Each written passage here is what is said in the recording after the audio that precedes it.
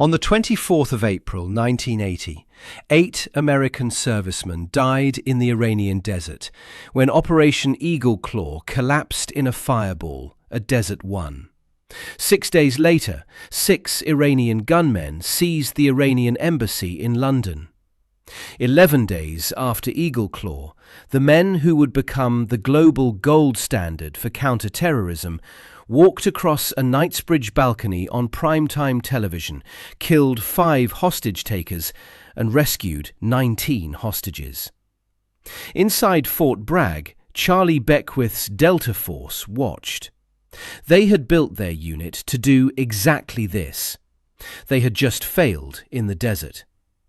And what they wrote about Prince's Gate in their own classified after-action review dated June 1980 is the document that explains how American Special Operations spent the next 40 years catching up to the British. To understand why those 11 days matter, you have to understand who Charlie Beckwith was before he ever commanded Delta Force.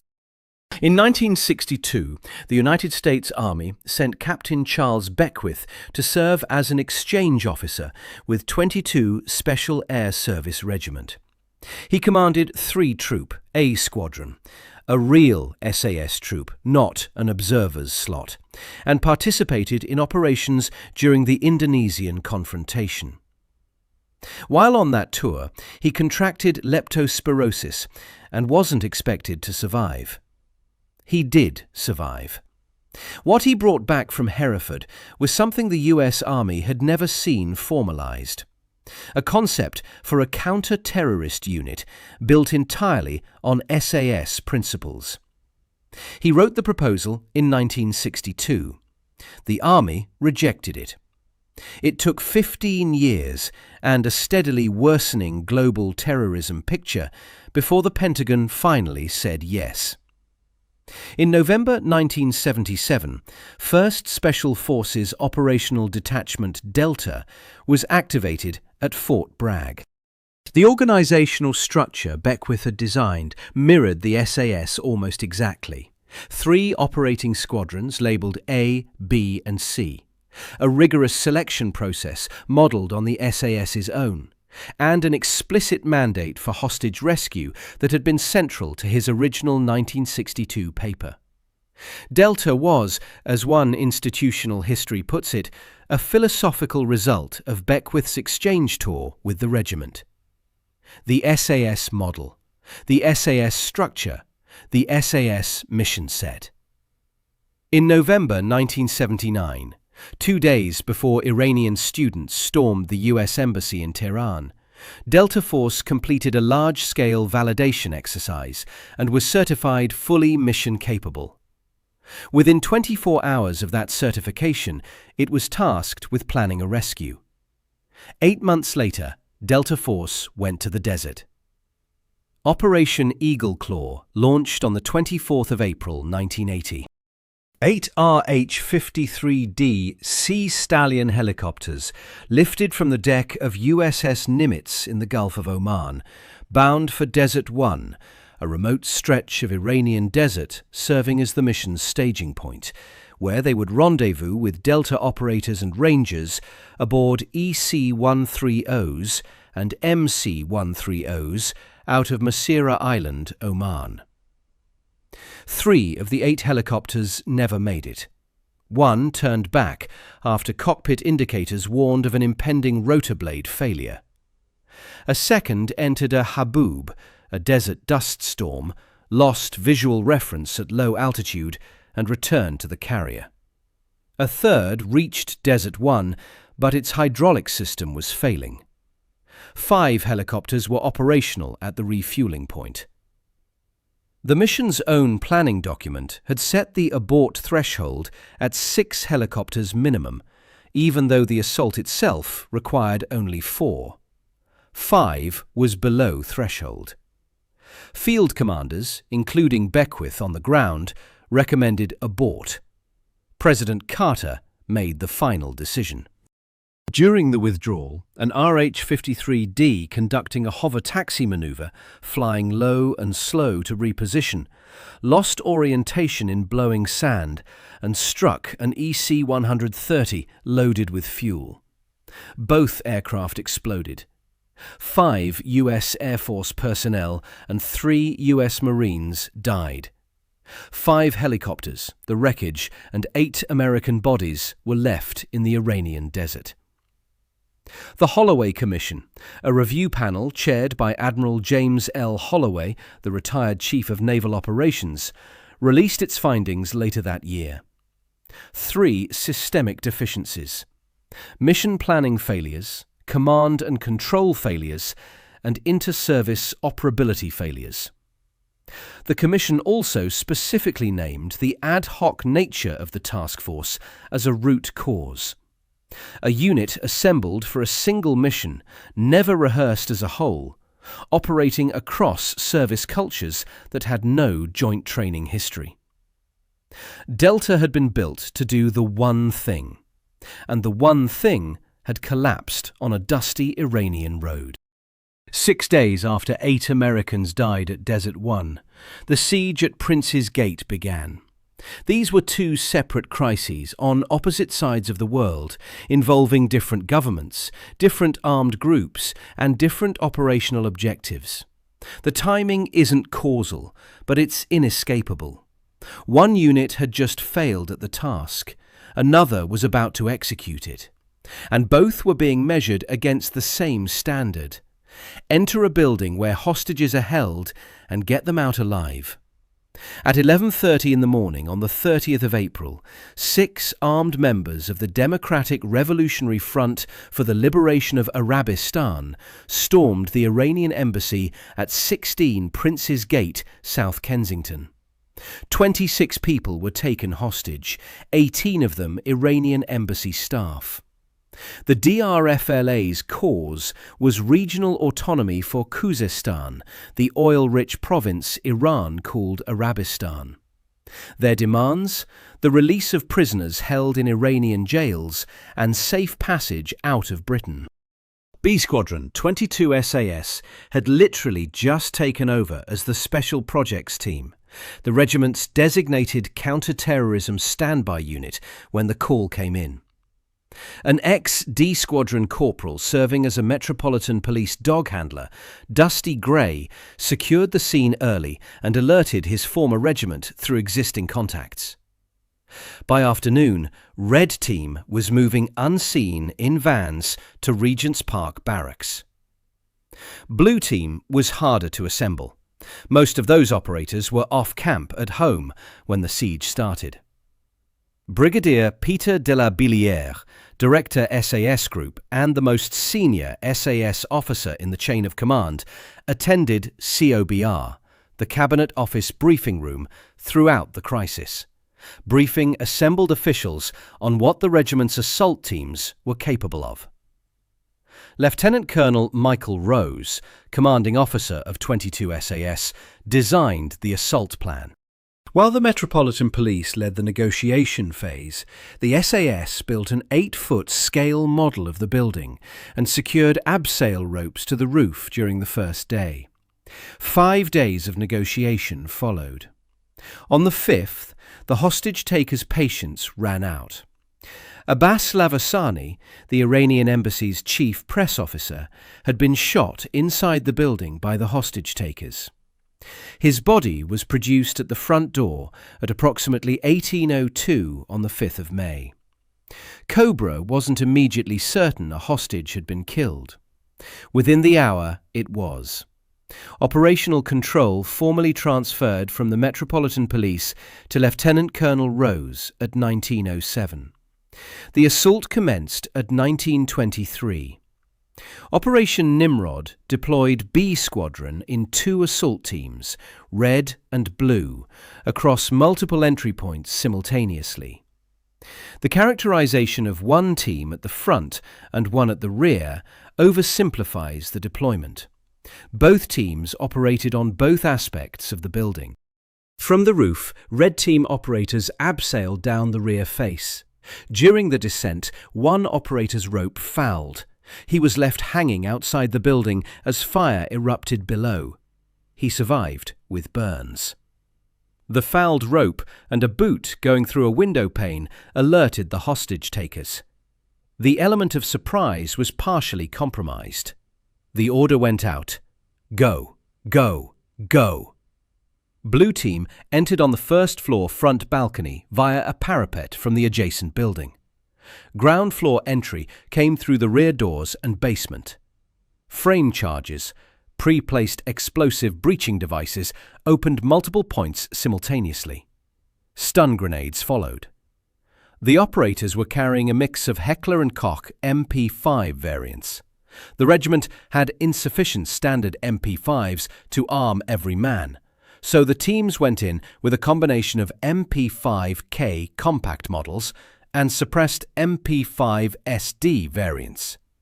On the weapons: improvised maglite torch mounts. Weapon lights before weapon lights were standard issue. Inside the building, gunmen moved against the male hostages when the assault began.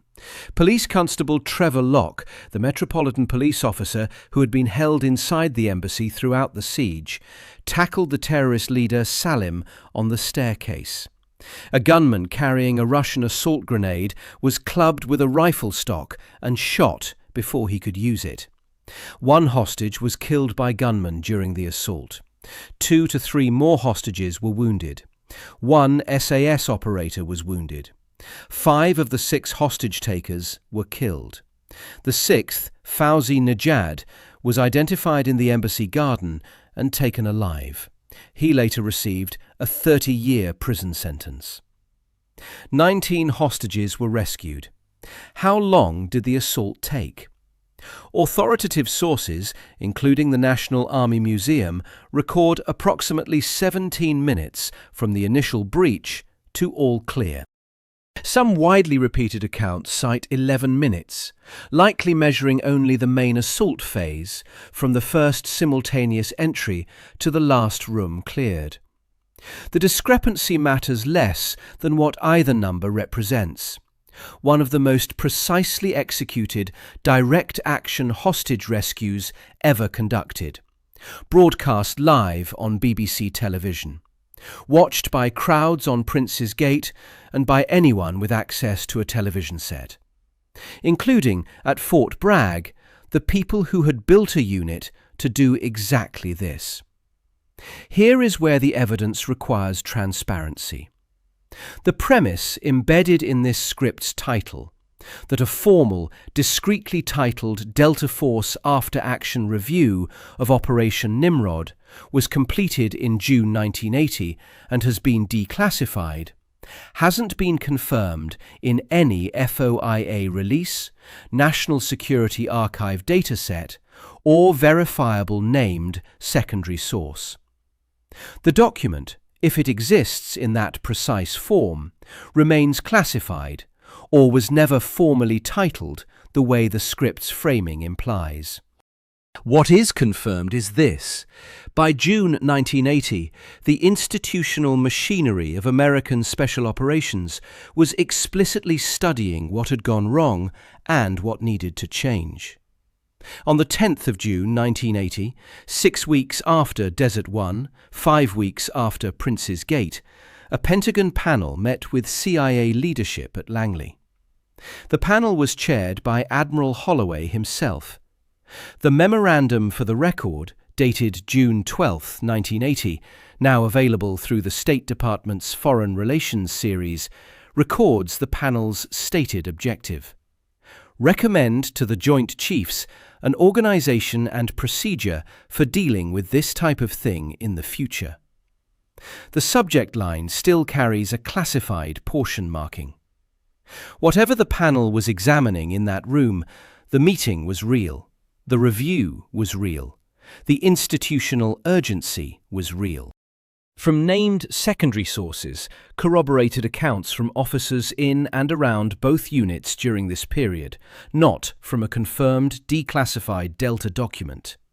Four categories of operational lesson emerge from comparing Eagle Claw's documented failures with Nimrod's confirmed methods. The first was training tempo. The Holloway Commission described Eagle Claw's task force as ad hoc, assembled, planned and deployed without a single complete rehearsal of the full joint operation. The SAS had operated on the opposite model for years. B Squadron's Special Projects role meant continuous counterterrorism standby, with standardized assault drills rehearsed in the killing house at Hereford, until individual decisions had been ground into automatic responses. The regiment hadn't improvised its way through Prince's Gate. They had trained until improvisation was the last resort rather than the first. The second was command latitude. At Desert 1, the command chain ran from Beckwith on the ground through multiple echelons to the White House, and President Carter held and exercised the final authority. At Prince's Gate, the transfer from civilian to military control was clean and documented. 1907, formal handover to Rose, followed 16 minutes later by the assault order. Rose had direct authority to execute. The decision loop was short enough to function under pressure. The third was equipment standardization. Eagle Claw used aircraft from 3 services, with different maintenance chains, different performance envelopes, and no joint training history. When reliability failed, it failed across multiple platforms simultaneously. The SAS team at Prince's Gate operated on a common weapons platform with common breaching tools. Even the improvised maglite mounts were uniform. Operators had reached the same improvised solution independently and arrived at the same answer. The fourth was simultaneous breach discipline. Eagle Claw never reached the assault phase. Nimrod demonstrated simultaneous multi-point entry as the operational standard for urban hostage rescue. 4 entry points opening at once, overwhelming the defender's capacity to respond to any single threat. The footage showed it working in real time on live television. None of that is a quotation from a confirmed Delta document. These are conclusions that follow directly from comparing the Holloway Commission's documented findings with the SAS's confirmed methods at Prince's Gate. Whether Delta officers wrote those conclusions in June 1980 or reached them in the months that followed, the comparison was inescapable, and the institutional record shows it was eventually acted on. What changed in the aftermath is partly confirmed and partly contested. Delta Force and the SAS had a relationship from Delta's founding. The unit's origins can't be separated from Beckwith's 1962 Hereford tour. By 1982, when the FBI established its hostage rescue team, that unit's initial training involved both Delta Force and the SAS, drawing on methods from both. The HKMP-5, visible throughout the Prince's Gate footage, was already in Delta's interest before Nimrod, the weapon having demonstrated its utility during the German GSG-9 operation at Mogadishu in 1977. Prince's Gate confirmed and amplified that credibility at the highest possible public visibility. The footage of operators with MP5s and torch mounts on their barrels did more for the weapon's institutional standing than any procurement memo could have managed. Claims about specific named SAS officers formally attached to Delta in 1980 and 1981 as a direct Nimrod consequence, and claims about a formal cross-training program opening specifically in response to the siege, are disputed by both regiments and unconfirmed in the available record. The long-term relationship is confirmed. Its specific post-Nimrod acceleration isn't. By the Gulf War in 1991, de la Billière, by then commanding British forces, could negotiate operational arrangements with his American counterparts as institutional equals. That proximity was built across a decade, not a month. The most significant documented institutional consequence of the 1980 failures was structural. In October 1980, 5 months after Prince's Gate, 6 months after Desert One, Joint Special Operations Command was established. JSOC was designed directly to address the Holloway Commission's inter-service operability finding. Pull the special mission units together under unified command, mandate joint training, and create the permanent dedicated capability that Eagle Claw's ad hoc task force had so conspicuously lacked. The Goldwater-Nichols Act of 1986 institutionalized joint operations more broadly. U.S. Special Operations Command followed. The FBI's hostage rescue team built its foundational doctrine around simultaneous entry, stun grenades, and close-quarters battle standards, refined through the Nimrod footage and cross-training in the years that followed. The asymmetry of what each force learned from that 11-day window is worth stating plainly. The SAS learned they could perform under the most intensely watched conditions in the world.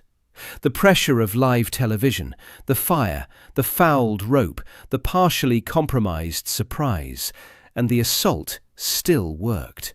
That knowledge is institutional. It compounds. Delta learned something harder. The gap between writing a doctrine and executing it isn't closed with better maps or more helicopters. The Holloway Commission named it ad hoc. The opposite of ad hoc is years of repetition in the same drills, until operators reach for the same answer independently, until the killing house produces reflex rather than decision. Delta eventually got there.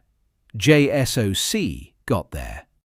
The units that built themselves in the decade after 1980 got there, and the path they followed was partly marked by footage from a building on fire in Knightsbridge.